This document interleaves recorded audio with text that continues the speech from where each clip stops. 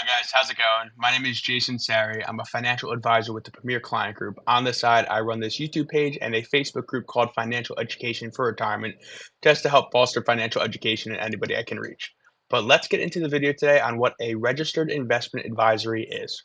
Beforehand, though, guys, everything in this video is solely for educational purposes. Nothing should be taken as concrete advice, and nothing should be acted upon without contacting a tax, legal, or investment representative. So, when you guys think of financial planning, you probably immediately go to the big names, the Vanguards, Fidelity, Fisher, JP Morgan, Morgan Stanley, all those big wirehouse firms that do more than financial planning but are the leaders in the industry.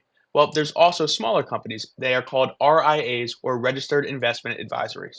Now, although these big wirehouse firms may have RIA or registered investment advisory business, that's not what they solely do. While as these smaller registered investment advisories, they solely do financial planning and solely provide financial planning advice. Now, one is not necessarily better than the other, but I'll get more in depth today on what a RIA really is and what to look for when you are looking for somebody to manage your money in the sense of financial planning. As far as financial planning goes, there's a decent amount to look into as far as your specific needs. A couple of things to look into are whether you need retirement planning, estate planning, investment planning, insurance planning, tax planning, or all of the above. Now, you want to find an advisor that either specializes in every single one or just the one that you need. For the sake of this video, though, let's keep going. So, when you're looking for an RIA, when you're looking for a financial planner, you're going to look at what sections of financial planning you need and then make a decision based on that. Now, how an RIA usually charges is 1% of assets under management. So, most financial advisors, their bread and butter is the investments. So, if they manage money for you, they're going to charge you a 1% flat fee based off the money they manage. If you have a million in management with them, they're going to charge you 1%. That's $10,000 a year that they're going to be charging you. Now, this might seem super expensive right off the bat, but if they are providing you all of these services, it really isn't that much money in the long run. However, if you really don't need every single aspect of financial planning, some financial planners charge a flat rate for certain sections of financial planning as well. Sometimes they'll charge a flat rate for investments per year. So even if you have $1 million under management, maybe their flat rate is only $5,000. Now, if you're not looking for a holistic planner, that might make more sense. And if you find a holistic planner that is willing to charge like this, maybe it's the best fit for you.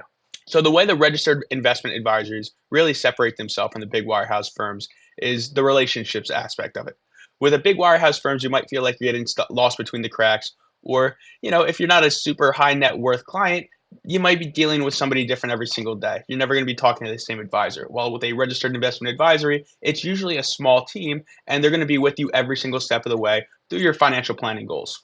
Now, another thing with the registered investment advisors are they are usually independent of big firms.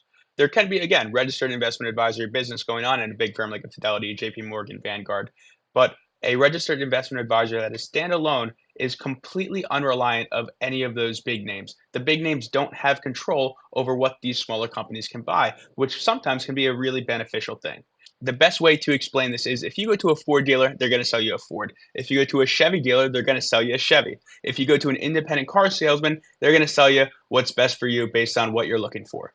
The same thing goes with an RIA compared to a big firm. If you are in a Fidelity, they're probably going to sell you a Fidelity fund. If you are with a JP Morgan, they're probably going to sell you a JP Morgan fund. But an RIA, they have no contingencies to those big companies. Therefore, they're going to look for the best fund in that sector or the best fund that's going to achieve your goals. Now, RIAs being able to do this is super beneficial because the market and the economy is ever changing. It's very unlikely one fund is going to be at the top multiple years in a row, even maybe halfway through the year that fund's not the best anymore, and they could always change. There's nothing that they are forced to buy as an independent agency. Now, neither one is necessarily better. Maybe you have brand loyalty. Maybe you do like Fidelity funds, BlackRock funds, Vanguard funds, whatever it might be. And sometimes you might get a steep discount on some of the fees associated with those funds if you are with one of those bigger companies and you have your money being managed with them.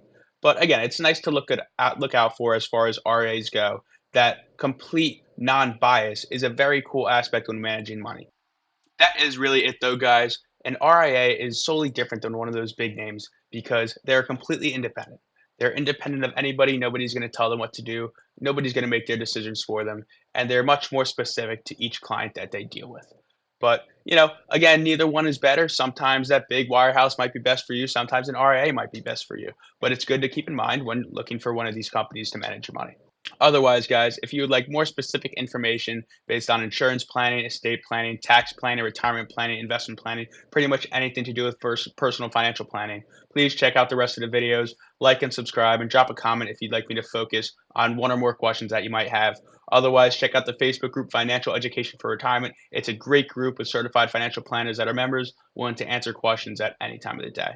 But I hope you guys enjoyed the video. Have a great rest of your day.